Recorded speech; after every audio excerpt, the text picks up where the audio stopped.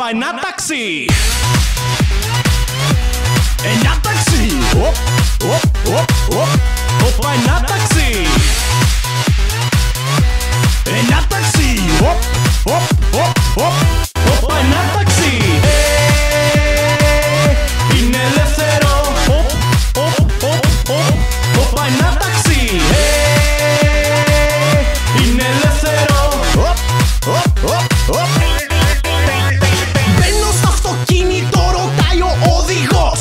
Τι κάνεις παλικάρι τέτοια ώρα έξω πεζός? Του λέω ας τα μπάρμπα έχω πιει, δεν έχω μία. Μου λέει τότε δεν σε πάω ούτε στη γωνία. Είναι πια αργά, δεν έχει πλέον λεωφορεία για την έργα. Και δεν μου έχει μείνει μια, μου φύγαν στα ποτά. Πως θα γυρίσω στην Κυψέλη? Είναι πια αργά, είναι πια αργά. Κάτι αστράφτη μέσα στη νύχτα.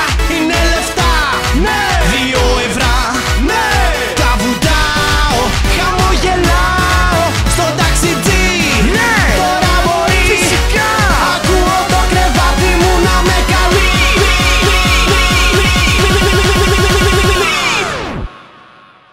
Όπα, ένα ταξί. Ένα ταξί. Όπα, ένα ταξί. Ένα ταξί. Όπα, ένα ταξί. Είναι ελεύθερο. Όπα, ένα ταξί. Είναι ελεύθερο.